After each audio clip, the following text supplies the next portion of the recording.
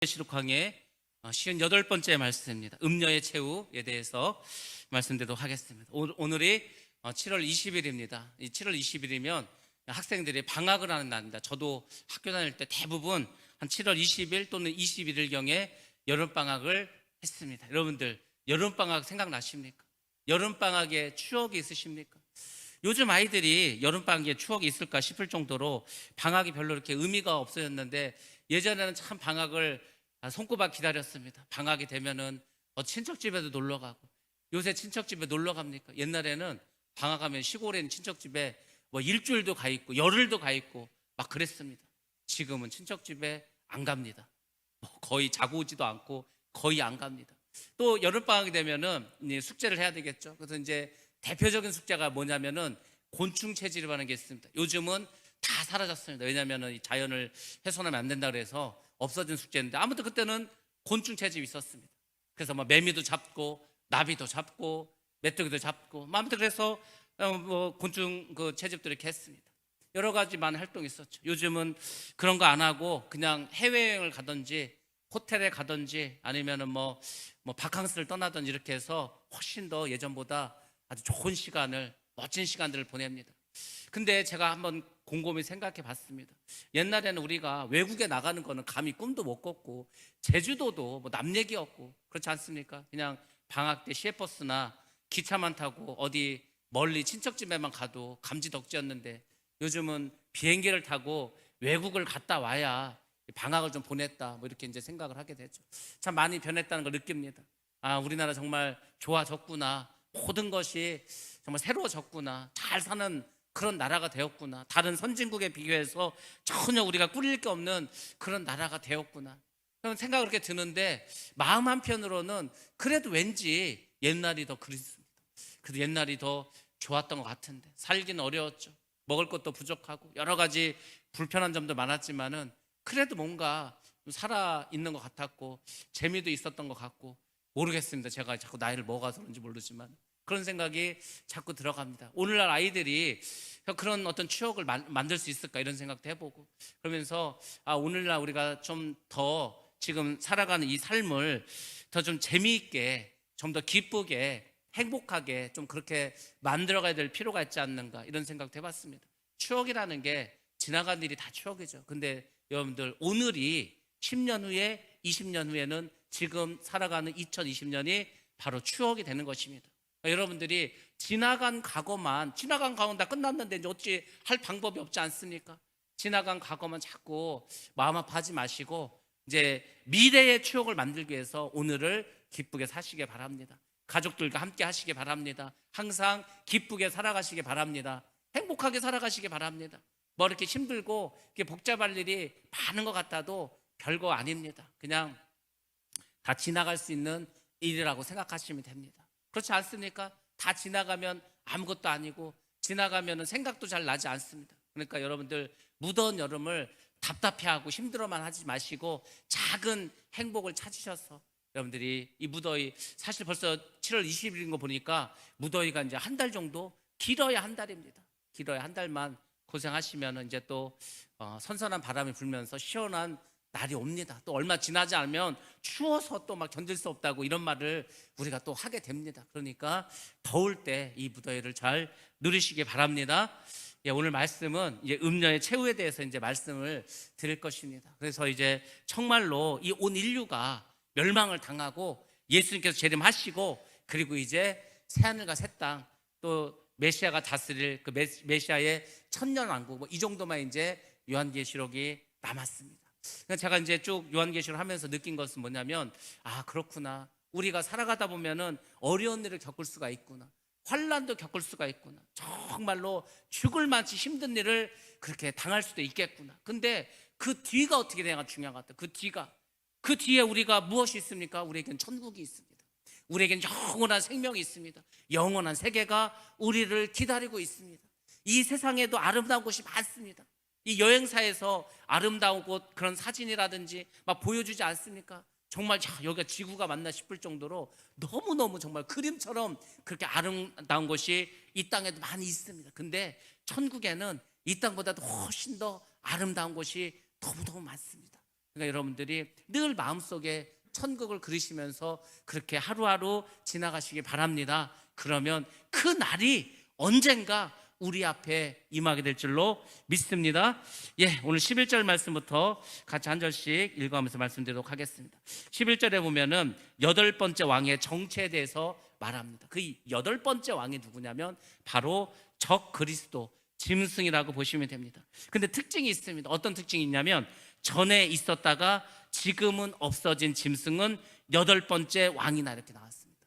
그러니까 8번째 왕이 과연 무엇일까? 여러 가지로 우리가 해석을 했습니다. 우리가 앞에서 7 왕국에 대해서 이야기를 했습니다. 우리 인류의 역사에 큰 제국들이 있었습니다. 애국부터 시작해가지고 그 다음에 바벨론이 있었고, 그리고 바사 왕국이 있었고, 그리스가 있었고, 로마가 있었고, 여러 이제 나라들이 있었는데, 아무튼 그런 7 왕이 지나가고 8번째 왕이 오는데 8번째 왕을 우리가 적그리스도로 보면 됩니다. 그래서 이제 상징적으로 쓰여졌는데 우리가 오늘날 이것을 이렇게 해석하시는 분이 있습니다. 어떻게 해석하냐면은 어차피 이제 그 나라가 합쳐지는 것을 이유로 보는 분들이 많아요. 왜냐면은 이 유럽 연합이라는 게 결국 옛날에 다 로마의 영토였습니다. 로마의 영토. 그러니까 결국 로마가 한 나라를 또 이룰 것이다. 거기에 지도자가 나올 것이다. 지금 그 이유가 통합이 되어서 대통령을 쭉 뽑아왔습니다. 그래서 지금 이제 5번째, 6번째 계속해서 이제 대통령이 바뀌고 있습니다. 그런데 7번째 대통령이 되겠죠. 그러면은 1대부터 7대까지 누군가가 대통령이 되었을 것입니다. 근데 그 중에 한 사람이 다시 대통령이 되는 거예요. 8번째 왕이 되는 겁니다. 그러면은 그 사람이 적그리스도다라고 말씀하시는 분도 있습니다. 물론 그럴 수도 있고 아닐 수도 있습니다. 요한계시록은 워낙에 해석법이 많고 해석에 따라서 다 달라지기 때문에 이렇게도 말해볼 수도 있고 저렇게도 말해볼 수 있고 그렇게 말했다고 이단이라 볼 수도 없습니다. 그냥 추측을 해보는 거예요. 성경을 빗대어서. 그래서 어떤 분은 그렇게도 이제 생각을 합니다. 근데 지금 유럽 연합에서 대통령을 뽑아가지고 벌써 여러 대가 지나갔습니다. 곧 조금 있으면 몇 년 지나면 한 10여 년이가 지나면 8대 대통령을 뽑아야 되는데 그럼 그때가 7년 할라는 시작인가 이렇게 우리가 생각할 수도 있겠죠.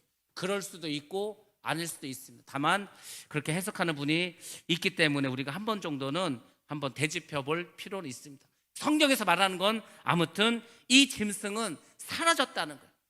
그러니까 어떤 지도자로 나왔는데 하여튼 어느 순간 사라져 버려요. 그리고 다시 나타나게 됩니다. 근데 다시 나타날 때는 큰 권세를 얻게 됩니다. 전 세계 사람들이 다 이 온 우주의 이 지구의 지도자로 그 사람을 추앙하게 됩니다. 그리고 이제 그 자가 적그리스도가 된다고 말하면 아시면 되는 겁니다. 근데 그 자가 어떻게 됩니까? 그가 멸망으로 들어가리라. 결국은 적그리스도는 지옥의 심판을 받습니다. 결국 하나님을 대적하다가 이제 불못으로 갈 수밖에 없습니다. 하나님을 대적했던 모든 사람들, 모든 존재들, 악한 영들 전부 다 주님께서 오셔서 다 심판해 버리시고 지옥으로 무적행으로 다 보내버리십니다. 그러니까 여러분들이 그것을 잘 믿으시고 인내하셔야 되는 거예요. 그 성춘향이가 어떻다 그랬습니까? 변학도 아래서 얼마나 고통을 당했습니까? 정말 누구죠? 춘향이는 자기가 죽을 거라 생각했습니다. 그래서 유언도 남기지 않았습니까? 이방원이 왔을 때 내가 죽으면은 한양 그 서방님 그 선산 먼발치라도 좀 묻어달라고, 내가 죽어서라도 좀 양반으로 죽겠다는 거 아닙니까? 그 유언까지 날렸어. 야, 이도령이 결국은 망해버렸구나. 실망하지 않았습니까? 근데 결국은 어떻게 했습니까? 암행어사가 돼가지고 나타나지 않았습니까? 그걸 보면서 우리가 얼마나 참 마음이 다 시원하다. 정말 사이다 같다. 우리 옛날에 다 그렇게 그 춘향전을 보면서 느끼지 않았습니까? 근데 마지막 때는 그 정도가 아닙니다. 마지막 때는 온 인류의 역사가 완전히 끝나고 새로운 역사가 일어나고 그 악한 존재들은 전부 다 벌을 받는 거예요. 변학도 일당들은 전부 다 지옥 간다고 이제 생각하시면 되는 거예요. 그래서 지금 고통당하고 옥살을 하고 핍박을 당한다 할지라도 그 시간이 길지도 않습니다. 오래 가지도 않습니다. 그러니까 여러분들이 춘향이를 생각하세요. 춘향이도 견뎠는데 내가 이까짓 거 못 견디겠냐 이렇게 생각하시면서 하여튼 지나가시면 됩니다. 12절 말씀 보겠습니다. 내가 보던 10뿔은 10왕이니 아직 나라를 얻지 못하였으나. 자, 여기 보면은 10뿔이 나오고 10왕이 나옵니다. 전에도 말씀드렸지만 결국 적 그리스도는 온 세상을 다스립니다. 그리고 전 세계를 10개의 구역으로 나눕니다. 이미 나눠놨습니다. 이미 그 전 세계를 10개의 권역으로 나눠놨는데 처음에는 우리나라를 일본 쪽으로 붙였습니다. 일본 쪽으로. 근데 어느 순간 지나니까 또 우리나라를 중국 쪽으로 붙여놨어요. 그러니까 이제 이 전 세계를 이끌어갈 그런 어떤 악의 존재들, 적그리스도 세력들도 한국이란 나라를 굉장히 중요시 여기는 것 같습니다. 우리가 일본 쪽으로 붙냐 중국 쪽으로 붙냐에 따라서 굉장히 이 추가 달라지는데, 아무튼 한국은 대단한 나라고 작은 나라지만은 그 지정학적인 위치나 어떤 뭐 여러 가지 이유로 볼 때 굉장히 중요한 나라입니다. 이 한국을 누가 무시 못합니다. 얼마 전에 우리가 우주선을 쏘지 않았습니까? 세계 7번째로 1톤이 넘는 위성을 지구 바깥으로 내보냈습니다. 더 재밌는 건 뭔지 아십니까? 그 위성 속에 4개의 대학교에서 작은 위성, 한 1kg짜리 작은 위성을 같이 실어 보냈습니다. 그리고 2주에 한 번씩 그 위성을 바깥으로 내보냈어요. 내보내는 것까지 다 성공을 했습니다. 자, 도대체 얼마나 머리가 좋으면, 얼마나 과학이 발전했으면은 그 높은 곳에 우주에다가 그 뭐 위성을 보내고 또 그 위성이 돌아가면서 또 다른 위성을 내보내고 뭐 이런 일을 하게 될까? 우리나라가 곧 달로도 로켓을 쏩니다. 달로도 보내는 거. 한국도 이제 달나라를 가게 됩니다. 우리가 그 옛날부터 야, 저 달에는 누가 살까? 정말 달에는 옥토끼가 살까? 뭐 얼마나 많이 생각했습니까? 근데 그 달에 우리 한국에서 쏜 로켓이 갑니다. 그러니까 정말 대단하지 않습니까? 근데 어제는 또 무슨 일이 있었습니까? KF-21이라고 한국에서 만든 전투기의 시험 비행이 있었고 성공했습니다. 한 40분 정도를 날아다녔다. 여러분들 전투기가 40분을 날아다니면요 우리나라를 몇 바퀴 돕니다. 속도가 음속이 넘어요. 그러니까 소리보다도 더 빠릅니다. 소리는 1초에 340m를 갑니다. 그게 마하 1인데 그 마하 1의 기록을 깼어요. 그 생각해 보세요. 1초에 한 400m 정도 간다고 생각해 보시기 바랍니다. 3초면 벌써 1.2km를 가는 거예요. 1분이면 여기서 벌써 저기 한 대전 정도 가 있습니다. 그런 속도로 가는 전투기를 만들었다니까요. 거기다가 최첨단 미사일도 이제 장착을 했어요. 한국의 군사력도 만만치 않습니다. 그러니까 우리나라가 이렇게 되었어. 야, 과연 우리가 언제 이렇게 발전했지? 언제 우리나라가 이렇게 됐지? 제가 그랬잖아요. 우리가 문화가 발전하고 과학이 발전하고 의료기술이 발전하고 여러 가지 사회 보장대로가 다 잘 되는 거는 다른 게 없다고. 하나님께서 우리 민족을 사용하기 위해서. 지금 그 여러분들 그거 아십니까? 그 젊은 여자들이, 특별히 애를 낳지 못하는 여자들이 한국으로 자꾸 들어옵니다. 한국 남자를 만나서 결혼하려고 하는 거예요. 그 이유가 뭔지 아십니까? 외국은 여자가 이제 임신을 못해. 그럼 체외 수정을 해야 될 거 아닙니까? 그거 한 번 하는데 몇 천만 원이 드는 거예요. 1,000만 원 이상이 듭니다. 그것도 3번 이상을 못해. 그러니까 뭐 돈이 없어서 못해. 한국은 요새 너무 아이들을 안 낳고 인구가 없으니까 나라에서 체외 수정하는데 돈을 다 대줍니다. 그런 임신을 했어. 임신을 하면은 병원 가서 어떻게 검사해야 되지 않습니까? 또 애를 낳으면은 또 뭐 어디 가가지고 또 쉬고 해야 되지 않습니까? 요양원 같은 데 가서 그거를 다 나라에서 지원해 줍니다. 그래서 이제 어떤 여자가 한국 남자랑 결혼을 했는데 한국에 가서 애를 낳는데, 원래는 애를 못 낳는 여자였는데 인공수정을 해서 이제 애를 가진 거예요. 근데 이제 애를 낳는데 나라에서 인공수정 하는 것도 다 공짜로 해줘. 병원에 가서 하는 것도 거의 공짜야. 애를 낳던 또 돈도 줘. 그래서 그 여자가 자기가 하는 SNS에 막 보냈어. 그 전 세계 막 여자들이 보고서 도대체 이런 나라가 있냐는 거예요. 그러니까 상상도 못 하는 거예요. 도대체 이런 나라가 있냐? 한국이 그런 나라입니다. 그러니까 지금 놀랍도록 우리는 알지도 못하는 일들이 막 벌어지고 있어요. 왜 그러는가? 전 세계 사람들이 한국에 관심을 갖는 거예요. 한국이란 나라에 대해서 이제는 막 그 머릿속에서 막 이제 한국 하면은 그냥 딱 머릿속에서 잘 사는 나라, 좋은 나라, 발전된 나라, 이런 어떤 긍정적인 의미를 막 심어주는 거예요. 왜 그렇겠습니까? 한국 사람들이 그 나라에 선교를 갔어요. 한국에서 왔습니다. 그러면 괜히 좋아해. 한국에서 왔습니다. 복음을 전해. 거부감이 없는 거예요. 그러니까 하나님께서 이렇게 하시는 일도 뭐냐면은 결국은 우리가 선교하는데 다 도움이 되게 하기 위해서 그렇게까지 지금 하나님 해주시는 거예요. 아니, 거꾸로 한번 생각해 보시기 바랍니다. 한국에 못 살고 한국이 나쁜 나라고 북한과 같이 그런 나라라고 소문을 났다고 생각해 보세요. 그런 나라에서 어디 선교를 하러 갔어. 예수를 증거해. 누가 믿겠습니까? 아무도 안 믿지. 근데 한국은 다릅니다. 지금 한국은 뭐 문화도 그렇고 모든 면에서 아주 탑 클래스에 올랐습니다. 야, 하나님께서 우리를 이렇게 사용하시는구나. 정말 마지막 때 한국이란 나라를 들어서 하나님께서 그분의 역사를 이루실 거구나. 제가 막 보면서 깜짝깜짝 놀랍니다. 아니, 옛날에 우리가 제공을 하는 거 하나 만들어. 제공을. 연습용 비행기 하나 만들었어. 그것만 만들어도 대단하다고 했습니다. 그렇지 않습니까? 근데 이제는 우리가 전투기, 정말 실전에 사용할 수 있는 그런 놀라운 비행기도 만들었어요. 그러니까 이제 더 놀라운 것들도 만들어 가겠죠. 하나님께서 우리를 사용하시는. 그러니까 여러분들이 가만히 있으면 안 됩니다. 잠자고 있으면 안 됩니다. 여러분들 정말 이렇게 늘 하던 대로 살아가면 안 되는 거예요. 마지막 때 우리에게 주신 사명이 있을 텐데, 우리에게 주신 하나님의 어떤 뜻이 있을 텐데, 그래서 생각하시고 그래서 이루면서 살아가야 될 거 아닙니까? 그러니까 여러분들이 오늘도 말씀을 잘 들으셔야 해요. 주일날도 마찬가지입니다. 그리고 새벽 예배도 마찬가지. 우리가 새벽 예배를 통해서 로마서를 말씀드립니다. 예수를 믿는 게 뭔가, 예수를 믿는 사람들 어떻게 살아가야 되는가, 예수님께서 십자가에 죽으셨다는 게 무엇을 의미하는가, 그걸 우리가 알아야 되죠. 그리고 우리가 주일날 성령의 권능을 받으라. 이제 사도 바울이 그 유럽을 다니면서 이제 전도할 거 아닙니까? 그때 얼마나 놀라운 역사가 일어납니까? 우리가 전도를 다니면 역사가 나타난다니까요. 정말 그렇습니다. 우리가 전도하게 되면은 정말 이루 말할 수 없는 간증거리가 생겨요. 별일이 다 생깁니다. 때로는 핍박당할 수도 있습니다. 때로는 우리가 정말 욕을 먹을 수도 있습니다.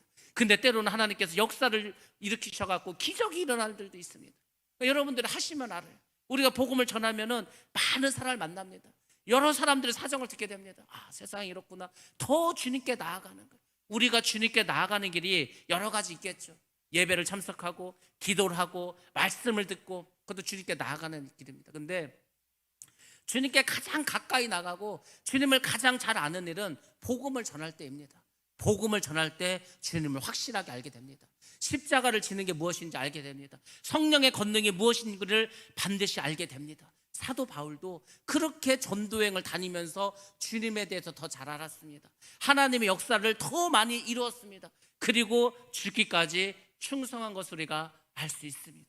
그래서 여러분들도 다 마찬가지입니다. 우리가 이 어떤 세계관을 한번 보시기 바랍니다. 지금 현재 이 세계가 어떻게 돌아가고 있는가, 이 세상이 어떻게 흘러가고 있는가, 그것을 잘 보시면은 여러분 분별할 수 있습니다.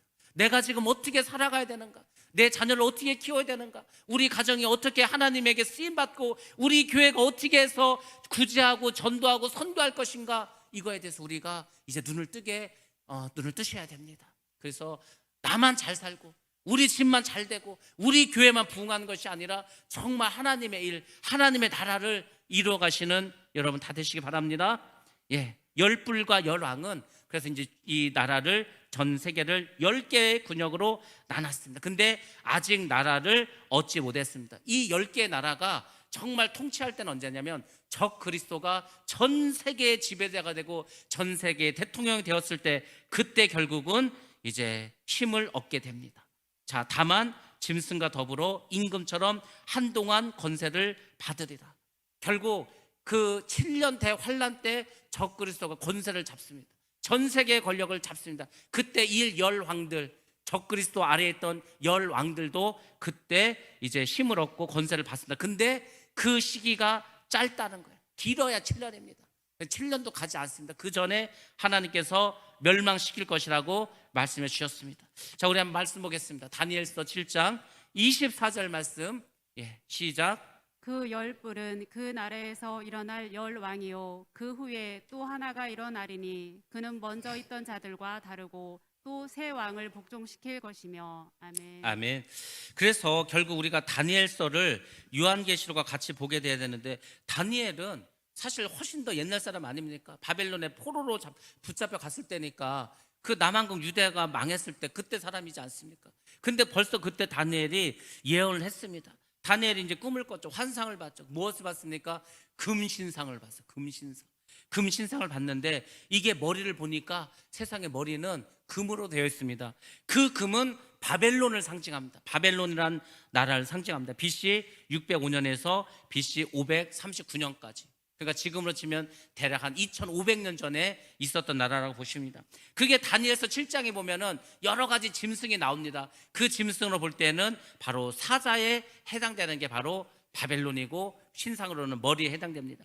그 아래 이제 가슴이 있습니다. 이 가슴은 은으로 되어 있는데, 은으로 되어 있는 이 부분은 바로 메세파사라고 해서 오늘날 치면은 페르시아, 이란을 상징합니다.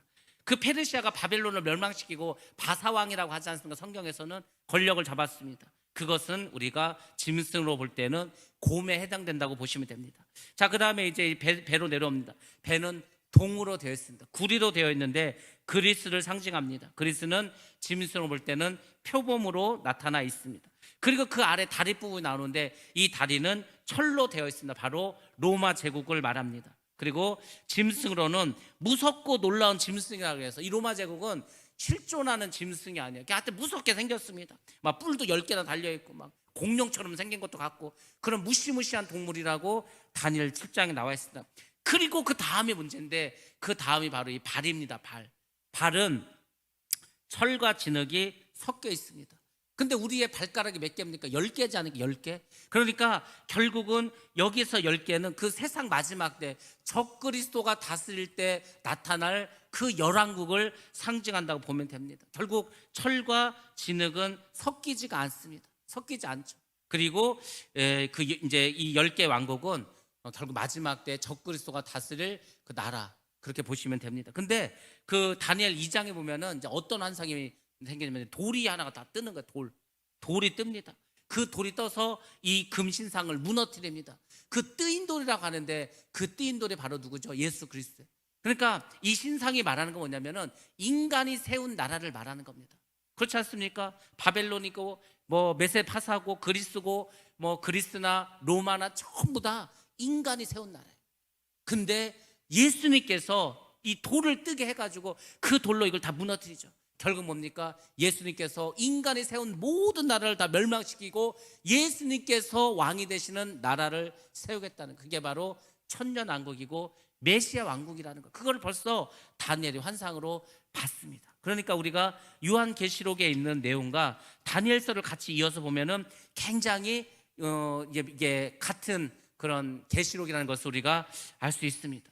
그래서 다니엘서에 나오는 그 금신상과 마지막 10개, 특별히 이제 EU의 그 전 세계 이제 10구역을 나눴을 그걸 비교하면은 일치하는 것이 있는데, 먼저 그 금신상이 이렇게 나눠지지 않습니까? 그런 것처럼 이 로마 제국에서 나눠지듯이 이 10개 제국도 결국 나눠지게 됩니다. 그 중에서 얼마는 든든한 나라고 어떤 나라는 좀 부서집니다. 그러니까 지금 이 유럽연합이나 10개 나라로 권역으로 만들 때 강한 나라가 있고 약한 나라도 있다는 겁니다. 그리고 철과 진흙이 섞이지 않는 것처럼 그 나라들이 잘 섞이지 않습니다. 섞이지 않는 이유는 여러 가지 이유가 있습니다. 왜냐하면 경제적인 문제도 있고 종교적인 문제도 있고 그리고 어떤 그 인종 간의 문제도 있기 때문에, 그래서 결국 인간이 세운 나라는 계속 번성했다 망하고 새로운 나라가 또 생기고 또 망하고 흥망성쇠를 거듭하지만 결국 예수님께서 모든 인간의 나라를 멸망시키고 새로운 나라를 만들어서 메시아 왕국으로 이제 세워주시겠다. 그것이 이제 요한계시록에 쭉 나와 있는 말씀입니다. 13절에는 열 왕이 짐승에게 권세를 맡기는 장면이 나옵니다. 그들이 한 뜻을 가지고 자기의 능력과 권세를 짐승에게 주더라. 그러니까 그 10개의 권역을 다스리는 왕들, 이제 대통령이 되겠죠. 그 사람들이 회의를 하는 거예요. 그래서 한 마음으로 우리가 모든 권력을 저 적그리스도에게 주자, 저 짐승에게 주자, 이렇게 이야기합니다. 그래서 적그리스도가 전 세계를 다스리는 통치자가 되는 것입니다. 그 적그리스도가 온 세상을 다스리는 맹주가 된다는 것입니다. 여기에서 이제 13절까지 말씀됐고 14절로 넘어가면서 짐승과 어린 양의 싸움에 대해서 잠시 이야기해 줍니다. 이것이 우리가 잘 알아야 할 내용들입니다. 14절 보면 이렇게 나옵니다. 그들이 어린 양과 더불어 싸우려니와. 그들은 누굽니까? 적그리스도, 짐승이죠. 그 아래에 있는 10개 왕들, 그리고 적그리스도를 따르는 모든 세력들, 그 세력들이 결국은 예수님과 싸웁니다. 그 예수님은 재림하실 예수님, 재림하실 예수님, 그 예수님과 적그리스도 세력들이 종말의 마지막에 싸우게 됩니다. 근데 성경에서는 그 전쟁의 결과에 대해서 벌써 말씀해 주고 있습니다. 이 전쟁이 언제 일어날지 아무도 모릅니다. 근데 언젠가는 일어나겠죠. 그래야 주님이 오시니까 싸움이 벌어지는데 어떻게 결과가 일어나는가? 어린 양은 만주의 주시오. 자, 어린 양이 나오는데 어린 양은 예수 그리스도를 이제 말씀하십니다. 그 예수 그리스도는 초림하셨을 때 예수가 아니에요. 재림하신 예수님입니다. 왕의 권세를 가지고 오신 분입니다. 심판주로 오시는 분입니다. 그분은 어떤 분이죠? 만주의 주이십니다. 모든 주인의 주인이 예수님이에요. 모든 왕 중의 왕입니다. 만왕의 왕이십니다. 그러니까 주님께서는 만주해 주시고 만왕의 왕이시기 때문에 모든 인간의 세력들을 이길 수가 있습니다. 언제나 주님은 왕이십니다. 이것은 늘 현재형입니다. 그러니까 예수님께서는 과거에서 왕이셨고 현재도 왕이시고 미래도 왕이십니다. 그래서 우리가 이걸 꼭 기억하셔야 됩니다. 그들을 이기실 겁니다. 반드시 예수님께서는 악한 세력들을 이길 겁니다. 그러니까 여러분들, 우리의 믿음은 어떤 믿음이 되어야 되냐? 이기는 믿음이 되어야 합니다. 여러분들, 마귀와의 싸움에서 이기시기 바랍니다. 여러 가지 환난과 핍박에서 이기시기 바랍니다. 이기면 되는 거예요. 이기면은 모든 것을 차지할 수 있습니다. 이기면은 여러분들 승리하시면 천국 백성이 되는 거예요. 근데 자꾸 집니다. 작은 거에도 자꾸 져요. 작은 거에 지다 보면 큰 것도 지는 거예요. 여러분들, 죄라는 게 왜 우리가 죄에 넘어진지 아십니까? 작은 죄에 자꾸 넘어져서. 작은 죄를 이기면 큰 죄도 이기는 거예요. 근데 작은 죄를 자꾸 지니까 그보다 조금 더 큰 죄도 또 지고 조금 더 큰 죄도 또 지고, 그러니까 죄만 만나면 지는 거예요.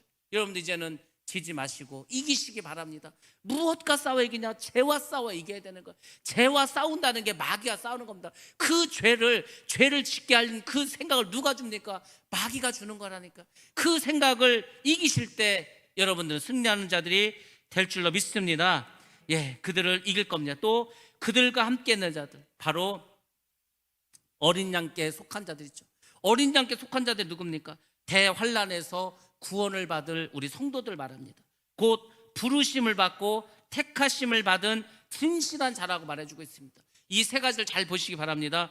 부르심을 받아야 돼요. 여러분들, 부르심을 받은 사람들은 많습니다. 성경에도 말하고 있지 않습니까? 청함을 받은 사람은 많되 택함을 받은 자는 적도다, 이렇게 하지 않습니까? 지금 우리가 복음을 계속 전파하잖아요. 여러분들, 몇 명에게 복음을 전거해 보셨습니까? 한 10명에게 해보셨습니까? 몇 명이 교회에 나왔습니까? 10명 전화하면요, 한 명도 안 옵니다. 통계적으로 볼 때도 그렇습니다. 저희 동기 목사님이 한 몇 년 동안을 한 몇만 명을 만났어요. 진짜 몇만 명. 한 일주일에 한 3, 4일을 거의 일주일에 3, 4일인가 거의 뭐 매일이지 않습니까? 아침부터 저녁까지 계속 걸어다니면서 만나는 사람마다 복음을 전했어요. 그것도 몇 년, 10년 이상을. 그러니까 정말 그분은 10,000명 이상의 사람을 만났어요. 근데 그 중에서 내가 예수를 믿겠다고, 교회 나가겠다고 한 사람이 몇 명이나 될 것 같습니까? 한 100명 될 것 같습니까? 10,000명 중에 100명이면 1%입니다. 1%, 100분의 1. 근데 100명 안 됩니다. 한 10명 될 것 같습니까? 10명도 안 되는 것 같아요. 1000분의 1도 안 된다는 거예요. 그 정도로 힘들어요. 그 정도로 어렵습니다. 그 정도로 복음을 전하기도 어렵고, 복음을 전해도 예수 믿고 교회 오겠다는 사람들이 없어요. 이렇게 없습니다. 정말 어렵습니다. 그러니까 여러분들, 복음을 전할 때 정말 진지한 마음으로, 내가 이 사람 정말 예수 믿고 구원받으면 좋겠다, 간절한 마음을 가지시고 기도하면서 전도하셔야 돼요. 한 번 가서 안 온다고 낙심할 거 없습니다. 10번을 가도 낙심할 거 없어요. 제가 말하지 않습니까? 14번이 평균이라고. 14번 교회 가자 하고 14번 전도해야 그때 온다는 거예요. 그것도 평균적으로 14번을 넘는 사람들이 많다는 겁니다. 그렇게 어려워요.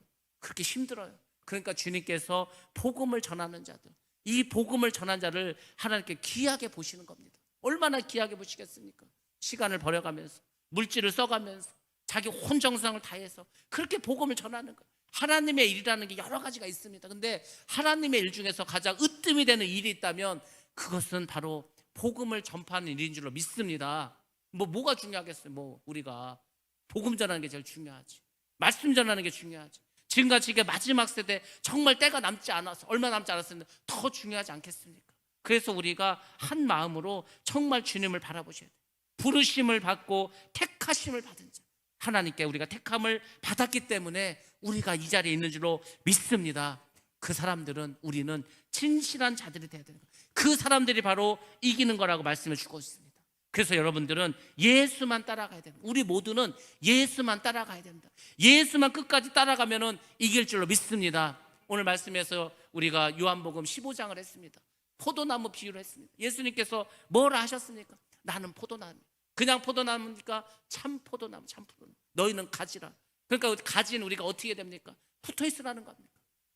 항상 주님 안에 있어야 되는 거예요. 우리가 주님 안에 붙어 있을 때 어떤 일이 벌어집니까? 열매를 맺는 겁니다. 열매를. 우리가 주님께 붙어 있어 열매를 맺을 거 아닙니까? 근데 주님께 떨어진 자는 어떻게 됩니까? 가지가 나무에서 떨어져 나왔어. 밑에 떨어지겠죠. 말라버리겠죠. 사람들이 다 모아서 어떻게 합니까? 불태워버린다는 거예요. 그거 예수님께서 비유로 말한 거 아닙니까? 예수님께 끝까지 붙잡혀 있는 사람들은 승리한다는 겁니다. 이긴다는 겁니다. 열매를 맺는다는 겁니다. 그 열매는 알곡이 돼서 천국으로 들어가는 거고, 바닥에 떨어진 자들은 어떻게 됩니까? 다 쭉정이가 되어서 마른 장작이 되어서 결국은 묶어서 다 풀 속에 들어가는 거예요. 그것을 주님께서 말씀해 주셨습니다. 그러니까 여러분들 생각하시기 바랍니다. 아, 그렇구나. 우리가 무슨 일이 있어도 예수께 붙잡혀 있어야 되는구나. 그래서 예수님 뭐라 했습니까? 내 말이 너희 안에 거하고 너희가 내 안에 거하면 무엇이든지 원하는 대로 구하라고 하지 않았습니까? 그러면 주시리라고. 여러분들이 주님 안에 거하시기 바랍니다. 주와 함께 있으면 여러분들 무엇이든지 할 수 있습니다. 오직 예수의 삶을 살아가시기 바랍니다. 그래서 우리가 찬양 중에 이런 거 있지 않습니까? 예수 예수 믿는 것은 받은 증거 많도다. 예수 예수 귀한 예수 믿음 더욱 주소서. 예수 안에 있으면 믿음을 주십니다. 예수 안에 있으면 증거가 생깁니다. 어떤 증거가 생깁니까? 우리를 위해서 예수님께서 우리의 죄를 대신 속해 주시지 않았습니까? 대속함을 받습니다. 율법에서 우리를 속량해 주십니다. 그리고 어떻게 하십니까? 우리에게 부활의 능력을 주시고 영생의 복을 주시고 하나님의 자녀가 되는 권세를 주시고 결국은 천국 백성이 되게 해주시는 겁니다. 여러분들 뭐 이렇게 교회 나오시고 전도하고 왜 하십니까? 가장 최종적인 목표가 뭡니까? 천국 백성 되는 겁니다. 여러분들 천국 가는 거, 천국 가는 거.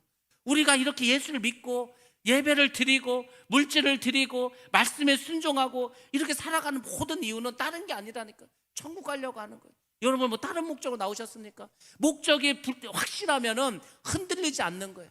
근데 왜 예수를 믿으면서 신앙생활을 자꾸 흔들립니까? 천국에 대한 소망이 불분명해서 그런 거예요. 불분명해서. 목표를 확실히 가지시기 바랍니다. 북한에서 탈북한 사람들은 목숨을 걸고 탈북합니다. 내가 저 두만강을 건너가다가 아니면 배를 타고 바다를 통해서 남한으로 내려가다가 걸리면 죽는다. 걸리면 죽는다는 걸 다 알고서 출발합니다. 거기 오다가 죽은 사람들 많겠죠. 걸린 사람들도 많이 있겠죠. 그 사람들은 다른 목적이 없습니다. 어떻게든지 남한에 가고 싶은 거, 어떻게든지 한국에 가서 살고 싶은 거 아닙니까? 우리도 아니 지금 그 북한을 탈북해서 남한으로 오겠다는 사람들 목숨을 걸고 그렇게 오는데 천국을 가겠다는 사람이 목숨을 걸지 않고는 어떻게 여러분들이 천국에 갈 수 있습니까? 우리도 목숨을 내놔야 되는 거예요. 믿음을 위해서 정말 내 신앙을 위해서 목숨을 내놓을 수 있을 만큼의 확실하고 확고한 신념이 있어야 됩니다. 그 믿음이 없는 거예요. 사람들이. 그러니까 코로나에 넘어지고 조금만 환란이 오면 넘어지고 조금만 문제가 생기면 낙심하고 좌절해서 교회를 떠나고 그러면 안 되는 겁니다. 내가 천국에 가기로 작정을 했다면 주님께서 나를 천국으로 인도하는 걸 확실히 믿는다면 어떤 어려움이 있어도 주님께 붙잡혀 있기 바랍니다. 떠나지 마시기 바랍니다. 15절부터는 음녀의 최후에 대해서 말합니다. 15절 말씀 봅니다. 또 천사가 내게 말하되 내가 본 바 음녀가 앉아있는 물은 백성과 무리와 열국과 방언들이니라. 음녀는 물에 앉아 있습니다. 물. 이 물이 지난번에도 제가 말씀드리지 않았습니까? 물은 응집력이 있습니다. 그러니까 옆에 작은 물방울을 좀 자꾸 끌어들이는 거예요. 그래서 자꾸 합쳐집니다. 그래서 자꾸 합쳐지고 혼합돼 버립니다. 결국 물 위에 있다는 것은 많은 물 위에 있는데 혼합사상 위에 있다는 거예요. 혼합 종교를 말하는 겁니다. 결국은 종교 다원주의를 말하는 겁니다. 결국 오늘날의 모든 종교가 이 세계적으로 하나로 가자, 다원주의를 다 인정하는 거예요. 불교도 인정하고 다 인정하고 그냥 하나로 가자 이렇게 갑니다. 제가 요새 많이 느끼는 게 뭐냐면 여러분들은 별로 이렇게 관심이 없어서 안 보겠지만 저는 그런 게 나올 때마다 관심 있게 봅니다. EBS에 보면은 그런 거 굉장히 많이 나옵니다. 요새 EBS에 보면 뭐가 나오는 이런 게 나옵니다. 한 번은 신부님이 자기 성도들을 데리고 암자를 가는 거. 암자 아시지 않습니까? 암자 사찰, 작은 사찰 암자를 가. 거기에 가면 누가 있겠습니까? 암자를 지키는 승려가 있겠죠. 그래서 이제 같이 가서 같이 밥도 해 먹고 같이 뭐 농사도 짓고 며칠 동안 같이 그냥 있으면서 재밌게 놀다 오는 거예요. 그렇게. 근데 그게 아주 오래되었다고 합니다. 같이 즐겁게 뭐 하여튼 농사일도 같이 해가면서 뭐 음식도 같이 만들면서 막 이렇게 재밌게 지내요. 우리가 생각할 때는 여러분은 제가 어느 날 우리 이번에 어떤 절에 갈 거니까 그 시간 되시면 같이 가서 우리 저 템플스테이 해가면서 거기서 저 절에서 주는 밥도 먹고 절에서 잠도 자고 같이 거기 스님들하고 동자승하고 놀자고 제가 그렇게 말하면 이상하지 않겠습니까? 그럴 일도 없겠지만 그럼 여러분 따라가시겠습니까? 안 가겠죠. 근데 성당은 그게 너무 자연스러워져 버렸어. 그럴 수도 있지 않냐? 하나님께서 모든 종교를 다 품으시라고 했다, 그렇게 말한 적 없습니다. 하나님은 예수밖에 없다고 했는데, 그냥 하나님께서 사랑이 많으시니까 모두를 다 품으라고 했다는 거예요. 모두를 다 하나로 하라고, 하나님 하나로 하라고 한 적 없습니다. 근데 막 그렇게 하는 거예요. 그래서 결국은 자기들이 그렇게 율법처럼 이제 만드는 거죠. 그렇게 해서 이제 합쳐져 버렸습니다. 또 무슨 일이 있는지 아십니까? 어떤 신부님이 은퇴를 하셨어. 은퇴를 하니까 시간이 많을 거 아닙니까? 이 신부님이 은퇴했으니까. 그러니까 이 신부님이 이제 뭐 자전거를 타고 다니면서 뭐 전국을 다니면서 해야. 근데 같이 다니는 사람들. 근데 2명이 더 같이 다닙니다. 이제 근데 그 누구냐면 이 사람들은 불교 신자들이요. 아니 왜 불교 신자가 그 은퇴한 신부님을 따라서 같이 이렇게 여행을 다니냐 이거. 자기들이 예전에 이 신부님을 알게 됐다는 거예요. 근데 너무 좋다는 거예요. 그래서 신부님 은퇴했다 그래서 잘 됐다 싶어서 같이 신부님 뭐 하는데 자기들도 같이 동참한다는 거예요. 그분들이 막 그러니까 너무너무 친하게 지냅니다. 이게 어찌 보면은 신부님이면은 그 성당 다니는 사람들이랑 같이 따라다녀야지 왜 절에 다니는 사람들이 이렇게 따라다녀 이거.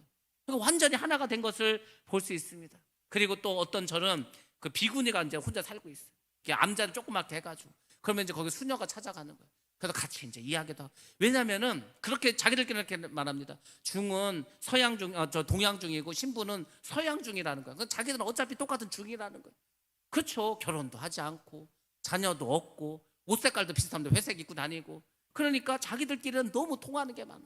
물론 절에 다니는 사람은 부처를 섬기고 성당 다니는 사람은 하나님 섬기지만은 신은 다르지만은 그 뒤에 있는 신은 하나님도 똑같다는 거 자기들끼리 이렇게 말합니다.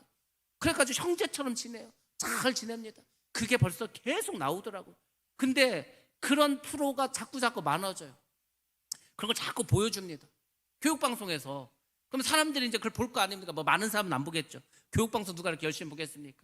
근데 중요한 거는 이제 그것을 보고 사람들이 자꾸 긍정적인 마인드를 갖는 거. 야, 참 정말 보기 좋은데 저게 종교가 하나 되니까 얼마나 평화스럽고 좋냐. 그래서 사람들의 마음이 조금씩 변하는 거죠. 또 이제 이런 게 있습니다. 우리나라 요새 아주 유명한 드라마가 있습니다. 오늘도 하는데 이상한 변호사 우영우인가 뭐 있습니다. 거기 이제 하여튼 변호사인데 뭐가 이제 중요하냐면은 2화인가 3화 때 그런 게 나왔습니다. 이제 재판을 하는데 여자가 결혼식 날 이게 뭐 신부 행진하다가 하여튼 신부 이게 옷이 찢어져가지고 벗겨졌다는 거예요. 그래서 무슨 뭐 예식장을 상대로 이렇게 재판을 걸었던 것 같아요. 제가 자세히 안 봐서 모릅니다. 근데 제가 본 거는 그 뒷부분만 봤어. 그래서 이제 뭐 그 예식장을 상대로 해서 재판을 걸어서 막 돈을 막 뭐 몇 억을 뜯어내려고 했는데 이 신부가 자기가 이제 이 소를 취하하겠다는 거예요. 소송하지 않겠다는 거예요. 그러니까 이제 그 아버지가 뭐 난리가 났죠. 왜 그러냐고 했는데 자기는 원치 않는 결혼을 하지 않겠다는 거예요. 그 원치 않는 결혼이면 그럼 너 누구랑 결혼할래? 근데 그 뒤에 어떤 언니가 있었어. 언니가 나는 결혼할 거라면 저 언니랑 하겠다는 거예요. 그래서 둘이 손을 붙잡고 나갑니다. 그러니까 사람들이 박수를 쳐주는 거예요. 지금 참 이상하지 않습니까? 그 인기 있는 드라마에서 왜 그런 걸 집어넣었을까? 왜 여자랑 결혼을 하겠다는데 박수를 칠까? 요즘 새로 나온 영화가 있습니다. 아직 나왔는지 안 나왔는지 모르는데 제가 예고편만 봤어요. 뭐냐면은 남자가 있는데 한 사람은 요리사고 한 사람은 뭐 연예인인가 막 그래 하여튼. 근데 둘이 사랑을 합니다. 둘이 사랑을 해. 그 요리를 하던 남자가 떠나버리는 거예요. 그래서 이제 막 이 남자가 막 정신없이 떠난 그 남자를 찾아. 네가 왜 나를 떠났냐 했더니 자기는 너무 외로웠다는 거예요. 네가 왜 외로웠냐 했더니 항상 당신은 연예인이기 때문에 다른 사람들에게 둘러싸여 있고 자기는 늘 기다리기만 했다는 거예요. 그래서 너무 외로워서 떠났다는 거예요. 이거 남녀간에 느낀 사랑 아닙니까? 그러니까 그런 게 너무 자연스럽게 사랑이라는 이름으로 그걸 보는 사람들 마음을 아프게 하는 거예요. 저렇게 사랑하는데 저 사랑이 이루어졌으면 좋겠다. 마치 그 사랑이 막 옛날에 로미오와 줄리엣이 막 사랑을 하는데 집안끼리 막 원수가 돼가지고 어찌하든지 결혼을 막 반대하니까 결국 막 자살하지 않습니까? 그런 정말 슬픈 영화처럼 그렇게 만들어 버리는 거예요. 저 두 사람 잘 됐으면 좋겠다. 저 두 사람이 결혼했으면 좋겠다. 보는 사람들로 하여금 막 그런 생각이 드는 거예요. 근데 이제 동성애 법을 통과시키겠다. 우리나라도 이제 동성 결혼을 뭐 이렇게 허락하겠다. 막 그것 때문에 지금 그 국회에서도 난리가 나고 막 데모가 벌어지지 않습니까? 시청에서 퀴어 축제 지난주에 하면서 막 난리 나지 않았습니까? 지난 주일날 막. 그러니까 그런 게 있을 때 여론이 이제 어떻게 가냐면은 동성끼리 결혼하면 어때? 뭐가 문제인데? 지금 불교에서도 거의 반대 목소리가 안 나옵니다. 유림에서도 안 나. 유림에서 아니 그 유교의 유림들이 남자 결혼하고 여자 결혼한다. 그게 한 20년 전 10년 전에는요 말도 안 되는 그 소리라고 나와서 막 그 노인들이 막 갓쓰고 나와가지고 막 데모하고 그랬는데 전혀 없어요. 이제 전혀. 세상이 변하는 겁니다. 계속 변화되는 거예요. 한국이란 나라가 아주 독특한 게 뭐냐면 문화적으로도 이렇게 앞서 있고 과학도 발전했는데 유일하게 동성애법이 통과되지 않은 나라 중에 하나입니다. 러시아하고 한국이. 러시아도 통과시키지 않았습니다. 그러니까 서방에서 계속 그걸 가지고 공격하는데 그 겉으로 공격하는 게 뭐냐면 인권을 무시한다. 인권 그게 인권의 문제입니까? 남자 결혼하고 여자가 여자를 결혼하는데 그게 인권의 문제냐고. 그게 우리가 성소수자를 차별하는 겁니까? 그 법이 통과되면은 그 소수자 몇 명 때문에 다수들이 고통당하는 다수들이 우리 모든 나머지 90% 이상의 사람들이 다 고통을 당한다니까요. 근데 세상에 네덜란드는 이게 뭐 동성애법도 일찌감치 통과됐고 동성 결혼도 일찌감치 이게 하다 보니까 거의 동성애가 50%까지 올랐다고 합니다. 50%. 그러면은 애를 어떻게 낳아? 애를 누가 낳을 겁니까? 동성끼리 어떻게 애를 낳냐고. 그러니까 이런 세상이 되는 거예요. 그러니까 하나님이 그런 세상을 보고 있을 수가 있습니까? 잘 보시기 바랍니다. 우리가 잘 아는 것처럼 노아 시대 때 왜 홍수가 있었어? 그때도 가장 큰 죄는 동성애였습니다. 그렇지 않습니까? 그리고 소돔과 고모라 역시 마찬가지입니다. 동성애가 결국은 세상을 멸망시키는 키가 되는 거예요. 지금 우리나라도 간달간달합니다. 계속 교회에서 데모를 하고 계속 교회에서 입법을 한다고 뜨면은 계속 반대의 표를 던지고 해가지고 지금까지 왔는데 이게 이제 여론이 자꾸 커지면은 이제 여론전을 벌이는 거죠. 이제 예수 믿는 사람 몇 명은 신경 쓰지 말고 전 국민을 대상으로 계속 홍보를 하는 거예요. 그러니까 이제 모든 사람들이 대부분의 사람들 찬성을 하는데 그 뭐 교회 다니는 사람 그 몇 사람이 그 반대한다고 이 법을 통과 안 시키면 되겠냐 이렇게 나올 수 있는 여론이. 그러면 이제 우리가 막 결사 반대를 하고서 막지 않으면은 결국 그 법이 통과되겠죠. 그러면 교회는 이제 확 줄어가는. 뭐 코로나가 문제가 아니고 이제 교회는 입을 딱 닫고 살아야 돼. 전도 못합니다. 전도도 못하고 동성애 죄라고 말도 못하고 하여튼 그런 세상이 되는 거예요. 그러니까 마지막 때가 오는 거예요. 더 이상 복음이 전파되지도 않고 전도도 안 되는데 하나님께서 세상을 덮고 갈 이유가 뭐가 있겠습니까? 복음이 다 전파되고 했으면 이제 멸망시켜야지. 이제 끝내셔야지. 그러니까 그때가 다가오고 있다니까 지금 점점 다가오고 있습니다. 아무튼 그런 세상이 되는 거예요. 자, 그래서 정치적으로는 이제 그런 식으로 세상이 흘러갑니다. 근데 재밌는 일이 벌어집니다. 16절에 보니까 이런 말이 나옵니다. 내가 본 바 이 열불과 짐승은 음료를 미워하느라.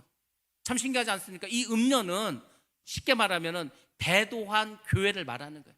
결국 WCC를 인정하고 다른 종교와 통합을 하고 종교를 통합시키고 교회를 하나로 만들었던 그 모든 세력들이 음료인데 이 음료를 열불 적그리스도가 만든 그 국가 있지 않습니까? 거기에 지도자들과 그리고 짐승인 적그리스도가 음료를 미워한다는 거. 이게 뭡니까? 바로 이제 다 이제 써먹었어. 토사구팽 시키는 거죠. 자기들이 써먹을 만큼 다 써먹었어. 이제 사냥이 끝났어. 이제 모든 권력을 다 붙잡았어. 그러면 굳이 교회 힘이 뭐 필요하겠습니까? 그래서 음료를 미워하게 합니다. 그래서 미워하게 어떻게 하는지 아십니까? 음료를 망하게 합니다. 벌거벗게 합니다. 그의 살을 먹고 불로 아주 살라버립니다. 이렇게 해서 철저하게 음료를 망하게 시킵니다. 그게 마귀의 속성이에요. 마귀는 처음에는 와가지고 복을 주는 것 같아. 좋게 합니다. 마치 제비하고 같으면 제비. 제가 몇 년 전에 제 친구는 이제 아는 후배 동생 중에 경찰에 있는데 그 어떤 사건을 하나 얘기해 주더라고요. 방송에도 나왔을지도 모릅니다. 제가 그걸 듣고 제가 막 화가 나더라. 막 경찰들도 막 다 화가 났다는 거. 엄청 화가 났어. 충남에서 있던 사건인데 몇 년 됐습니다. 참 말하기도 그런데 어떤 한 60대 된 그 과부가 있었어요. 평생을 이제 혼자 사서 딸 하나 놓고 살았어. 근데 이 여자에게 제비가 딱 들어왔어. 한 70대 초반, 60대 후반 정도 된 것 같아. 근데 하여튼 이 여자를 막 잘해주는 거야. 그러니까 얼마나 막 넘어가겠어. 넘어가 버렸습니다. 근데 이 제비가 자기랑 그 여자랑 같이 자고 하는 걸 다 사진을 찍고 동영상을 찍었어. 그걸 가지고 이제 협박을 합니다. 돈 내놓으라 이거죠. 돈을 막 뜯어갔습니다. 근데 이제 돈을 더 이상 줄 수가 없었어. 이거를 사위에게 보냈습니다. 사위가 보니까 자기 장모님이 그럴 사람이 아닌데 이게 보니까 장난이 아니야. 그래서 이혼해버렸습니다. 이혼을 당했어. 그 딸이 얼마나 이게 허탈한 건 자기 엄마가 그런 사람이라니. 그래서 이 딸이 이혼도 당하고 자살해버렸습니다. 그러면 이 엄마는 어떻게 했어요? 자기 때문에 딸이 자살하고 이혼했는데 엄마도 자살했습니다. 그리고 그 제비족을 잡았어요. 이제 경찰이. 근데도 뻔뻔하다는 거예요. 저도 막 그 얘기, 경찰들도 막 그 뻔뻔함에 막 아주 막 죽는 줄 알았다는 거예요. 이거 막 진짜 다 때려 죽이고 싶을 때. 근데 마귀가 그래요. 마귀가 그렇게 역사합니다. 마귀는요, 한번 역사하면 망하게 합니다. 그리고 어떻게 합니까? 벌거벗게 합니다. 벌거벗게 했다는 게 뭐예요? 수치를 주는 겁니다. 수치를 완전히 거지로 만들어 버립니다. 그의 살을 먹는다는 거. 얼마나 고통을 주면은 그의 살을 먹는다고 하겠습니까? 그리고 불로 아주 사든 그냥 나중에는 불 속에 집어넣는, 완전히 철저히 멸망시키는 것, 그거예요. 그래서 성경이 뭐라고 말하는지 아십니까? 너희가 세상과 벗하지 말라 합니다. 왜? 세상과 벗하는 것은 하나님과 원수가 되는 거라 그랬어요. 마귀가 그런 식으로 죄를 주는 거예요. 처음에 우리가 죄를 왜 짓는다고 했습니까? 좋아서 짓는 거예요. 좋아서. 술 좋아하는 사람 술을 먹고, 술이 좋으니까 먹는 거예요. 담배 좋아하는 사람 담배가 좋아서. 마약한 사람 마약하는 게 좋아서. 다 자기가 좋아서 하는 거예요, 결국은. 근데 그런 식으로 시작을 하는데 결국 나중에 어떻게 하는가? 병들게 하고, 돈 손해나게 하고, 망하게 하고, 가정을 파탄시키고 뭐 이런 짓 하지 않습니까? 그러니까 여러분들이 예수만 붙잡으라니까. 누가 제비가 와서 흔들어도 넘어가지 마시고 예수만 붙잡으시기 바랍니다. 세상이 와서 유혹을 하고 어디 자꾸 끌고 가려고 해도 예수만 붙잡으시기 바랍니다. 내 남편, 본 남편이 예수예요. 우리 예수 떠나면 안 된다니까. 예수 안에 꼭 붙잡혀 있으시기 바랍니다. 안 그러가면 이런 음녀처럼 그냥 토사구팽 당하는 겁니다. 우리 말씀 한번 보겠습니다. 에스겔서 23장 29절 말씀 같이 한번 보겠습니다. 에스겔 23장 29절 시작. 그들이 미워하는 마음으로 내게 행하여 내 모든 수고한 것을 빼앗고 너를 벌거벗은 몸으로 두어서 내 음행에 벗은 몸 곧 내 음란하며 행음하던 것을 드러낼 것이라. 아멘. 아멘. 그 에스겔서도 이사야서도 예레미야서도 다 말하는 게 뭡니까? 너희들이 하나님의 말씀에 이제 여호와께로 돌아오라는 거예요. 하나님의 말씀에 순종하라는 거예요. 회개하라는 겁니다. 안 하면 망한다는 거예요. 결국 이스라엘 망하지 않았습니까? 유다가 망해버렸다니까.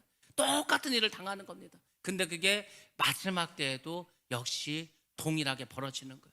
그러니까 구약의 여러 가지 사건을 통해서 주님께서 우리에게 말씀해 주시는데, 야 너희가 구약에서 이스라엘 역사 속에서 이런 거 다 보지 않았냐? 이거 마지막 때 똑같이 일어난다. 똑같이 이런 일이 일어난다. 회개하라고. 근데 사람들이 회개하지 않습니다. 끝까지 회개하지 않습니다. 그러니까 참 우리가 볼 때 마음이 아프죠. 그래서 회개하지 않았기 때문에 하나님 앞에 가서 이렇게 핑계를 대지 못합니다. 이미 주님께서는 그렇게 회개하라고 했고, 그렇게 복음을 전하고, 복음을 전할 사람들 보내줬는데도 네가 믿지 않잖아. 책임지라는 거, 그것에 대해서 무섭게 심판하시는 것을 우리가 알 수 있습니다. 17절 보겠습니다. 이는 하나님이 자기 뜻대로 한 마음을 그들에게 주사 한 뜻을 이루게 하시고, 이게 뭡니까? 하나님께서 자기의 뜻대로 한 마음을 그들에게 주셨다는 겁니다. 쉽게 말해서 그 열 왕들이 적 그리스도가 음녀를 그렇게 죽이고 멸망시키게 그 마음을 갖게 한 거, 그거 하나님께서 허락하셨다는 겁니다. 그러니까 잘 보시기 바랍니다. 마귀들이, 귀신들의 역사에서 이 세상을 이렇게 끌고 가는 거 하나님께서 허용하시는 거예요. 가룟 유다가 예수를 팔게 한 거, 만약에 예수가 죽으면 안 돼, 그럼 하나님께서 가룟 유다를 막지 않으셨겠습니까?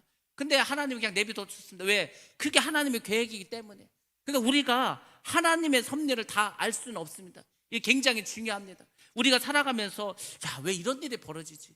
내가 하나님을 잘 믿는데, 내가 말씀에 순종도 하는데, 열심히 하나님 뜻대로 살아가는데 왜 이런 일이 생기지? 왜 이렇게 안 좋은 일이 자꾸 생기지? 이해가 안 될 때가 있습니다. 근데 여러분들, 이해가 안 될 때는 그냥 기도하면서 그냥 지나가시기 바랍니다. 믿음으로 이기면서 나아가시기 바랍니다. 나중에 알게 됩니다. 아, 이것도 하나님의 뜻이었구나.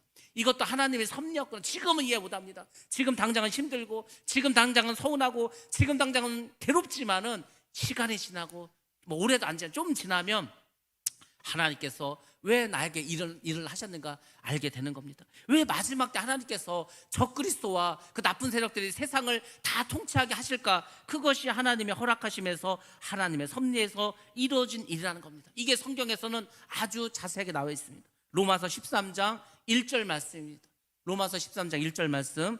자, 봅니다. 시작. 각 사람은 위에 있는 권세들에게 복종하라.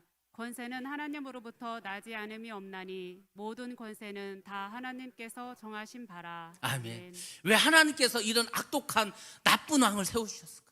왜 이런 힘든 지도자를 우리에게 주셨을까? 왜 하나님께서는 이런 일을 통해서 나를 힘들게 하실까? 그거 다 하나님께서 주신 권세고 하나님의 섭리고 하나님의 뜻이고 하나님께서 정하신 겁니다. 하나님이 하는 일이 뭐라고 해서 제가 정한다 그랬잖아요. 범위를 정하고 한계를 정하고 그분의 뜻대로 모든 세상을 정하고 가는 거예요. 지금 요한계시록에 보니까 그 7 두루마리에 있었던 이야기 아니에요. 그러니까 하나님께서 이렇게 하시기로 정하셨다는 거예요. 마지막 때 적그리스도가 나오게 하고 그 적그리스도로 하여금 10개로 지구를 나눠서 이 나라들 나눠서 다스리게 할 것이고, 그렇지만 그 시간은 짧게 할 것이고, 그리고 이제 예수님이 재림하심으로 모든 악한 세력들을 다 이제 불못으로 보내시고, 그게 다 하나님의 뜻이라는 겁니다. 그러니까 여러분들이 하나님의 뜻대로 순종하시고 나아가면 됩니다. 그리고 어떻게 했죠? 그들의 나라를 그 짐승에게 주게 하시되 하나님의 말씀이 응하기까지 하십니다. 하나님의 말씀이 응하기까지는 하나님께서 그 기간을 정해주셨던 7년 환난, 7년 동안만. 근데 7년까지도 가지 않습니다. 예수님이 재림하시면 끝나는 겁니다. 예수님이 재림하신 순간 그 적그리스도와 적그리스도의 나라는 멸망을 당할 수밖에 없습니다. 그러니까 우리가 목표를 분명히 하시라니까요. 나는 천국에 가리라. 어떤 일이 있어도, 죽어도 내가 죽는다 하더라도 나는 천국에 가리라. 그 목적만 분명히 세우시기 바랍니다. 그러면 여러 가지 시험이 오고 환란이 오고 핍박이 와도 적그리스도가 나타나고 적그리스도가 다스리고 육령의 표를 받으라 핍박을 해도 흔들리지 않습니다. 예수를 바로 알고 믿는 것, 그것이 중요합니다. 그래서 이제 18절에서 이렇게 정리를 합니다. 또 내가 본 그 여자는 땅의 왕들을 다스리는 큰 성이라 하더라. 결국은 그 음녀, 여자의 정체는 뭐였습니까? 음녀이지 않았습니까? 결국 뭐라 하겠습니까? 하나님을 배도하고 배교한 적그리스도에게 붙어버린 그런 종교다원주의자들, 결국은 모든 성도들을 예수가 아니라 다른 종교하고 합치게 했던 교회만 남았습니다. 교회만 남았는데, 교회도 이미 WCC에 가입한 교단이 많습니다. 큰 교단들 거의 다 가입해 버렸습니다. 그러니까 이제 조금 있으면 또 이제 지난번에 부산에서 2013년에 있었고, 이제 몇 년 후에 또 이제 WCC 세계대회가 열립니다. 그때는 이제 완전히 종교를 통합해가지고 선포해 버리겠죠. 이미 다 해놨으니까. 그것만 남았습니다. 그러면 교회에서도 이제 이상한 일들이 벌어집니다. 교회에서도 신부가 왔다 갔다 하고 중들이 왔다 갔다 하고 교인들이 막 절에도 가고 막 이런 일이 벌어집니다. 그렇게 된다니까요. 사람들의 생각은 몇 년만 계속 똑같이 반복해서 어떤 걸 보여주면은 마음이 이렇게 변하게 되어 있습니다. 중독을 시키는 거예요. 중독을. 우리 요즘 사람들 다 중독에 빠지지 않습니까? 원래 인간은 중독에 잘 빠집니다. 그 중독을 이용해서 장사한 사람들이 다 중독을 이용하지 않습니까? 뭐가 맛있어. 그럼 맛있으면 그 속에 뭘 집어넣는 거예요. 그 맛을 못 잊어. 결국은 먹게 하는 거 아닙니까? 모든 중독되는 데서 마귀도 역사하는 거예요. 그게 결국은 다 넘어가게 됩니다. 그때 우리가 우리의 믿음을 지키셔야 합니다. 그것이 중요합니다. 우리가 아모스 8장에 보면은 이런 말씀이 있습니다. 자, 한번 보겠습니다. 아모스 8장 11절 말씀입니다. 아모스 8장 11절 말씀. 예, 시작. 주 여호와의 말씀이니라. 보라, 날이 이를지라. 내가 기근을 땅에 보내리니 양식이 없어 주림이 아니며 물이 없어 가람이 아니요 여호와의 말씀을 듣지 못한 기갈이라. 아멘. 하나님께서 마지막 때 기근을 땅에 보냅니다. 근데 양식이 없어서 줄이는 게 아니라 사람들이 다 힘들어합니다. 줄입니다. 배고파합니다. 먹을 게 없어서 그런 게 아니에요. 또 물이 없어서 가람이 아니에요. 다 목말라 하는 거, 힘들어하는 거. 물도 있어. 근데 왜 그렇습니까? 여호와의 말씀을 듣지 못하기 때문이라는 겁니다. 지금 우리가 많은 말씀이 돌아다니죠. 유튜브에 보면은요, 하루에도 막 수십 개, 수백 개가 올라옵니다. 우리나라뿐만이 아니고 뭐 외국에 있는 거가 다 올라오고 다 수도 없이 올라옵니다. 근데 한번 보시기 바랍니다. 그렇게 많지만 먹을 양식이 없는 거예요. 먹을 물이 없습니다. 정말 생명을 주고 정말 나에게 생명 양식을 준 그 말씀이 없으면은 우리는 다 기근에 빠져버리는 겁니다. 우리가 정말 참된 말씀을 들어야 할 것입니다. 그래서 말씀의 중요성에 대해서 우리에게 말씀해 주고 있습니다.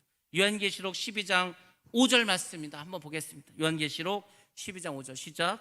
여자의 뒤에서 뱀이 그 입으로 물을 강같이 토하여 여자를 물에 떠내려 가게 하려 하되. 아멘. 여기서 말하는 여자는 해입은 여자입니다. 그 해입은 여자 도망가는데 뱀이 입으로 물을 강같이 토해내는 거예요. 그 물이라는 것은 말씀이다. 말씀. 잘 보시기 바랍니다. 하나님의 말씀도 말씀이죠. 근데 그 말씀이 없으면 우리가 기근에 빠지는 겁니다. 근데 마귀가 막 말을 막 물을 막 토해내는 거예요. 마귀도 역시 끊임없이 거짓의 말, 미혹의 말을 막 쏟아낸다는 거예요. 그건 사람들이 떠내려간다는 거예요. 그 말을 듣고서 다 거기에 그냥 맞춰서 그냥 쓰나미가 오면 쓸려가듯이 다 쓸려간다는 겁니다. 마귀는 항상 하나님을 따라 사는 속성이 있습니다. 하나님 한 대로 그대로 해요. 예수님 한 대로 그대로 합니다. 그래서 적그리스도도 죽었다가 다시 살아날 것입니다. 그런 일이 벌어질 겁니다. 그리고 삼위일체가 있듯이 이 마귀도 마귀가 있고 적그리스도가 있고 그를 따르는 또 거짓 선지자가 있습니다. 그러니까 삼위일체처럼 움직입니다. 또 하나 이 마귀는 항상 하나님의 말씀으로 역사하듯이 이 마귀도 말을 통해서 미혹의 말을 통해서 사람을 움직입니다. 그래서 이 크랜머라고 하는 사람이 굉장히 재미있는 말을 했습니다. 주님께서 그의 교회를 세우시면, 이게 이제 영어로 보면 wherever 썼습니다. 그러니까 주님께서 어느 곳이든지 교회를 세우기만 하면, 교회를 어디다가 세우기만 하면 마귀는 그 곁에 강단을 세울 것이다. 그래서 하나님이 교회, 이 처치를 세우면 마귀는 그 옆에다가 강단, 체프를 세울 것이다. 하나님께서 교회를 세워서 말씀을 전하면 마귀는 그 옆에다가 강단 갖다 놓고 자기도 말을 한다는 거예요. 미혹의 말을 한다는 겁니다. 지금 그런 세상 우리가 맞이했습니다. 여러분들 어떻게 하시겠습니까? 여러분들 마음을 굳게 하시고 정말 아까 말씀드린 그 제비한테 속아가지고 결국은 온 가족이 다 멸망당한 그런 가정이 되지 않기 위해서 우리가 정말 확고한 믿음을 가지고 흔들리지 않는 믿음을 가지고 주님이 오실 걸 분명히 믿고 나는 천국에 갈 것이다, 나는 천국에 영원히 살리라, 그 변치 않는 믿음을 가지시고 주님과 함께 날마다 살아가시기 바랍니다. 그 자가 복된 자고 그 자가 나중에 구원받을 그런 사람이 될 줄로 믿습니다. 항상 주님과 동행하시고 항상 주님을 바라보시고 말씀 안에 승리하는 여러분 다 되시기를 주님의 이름으로 축원합니다.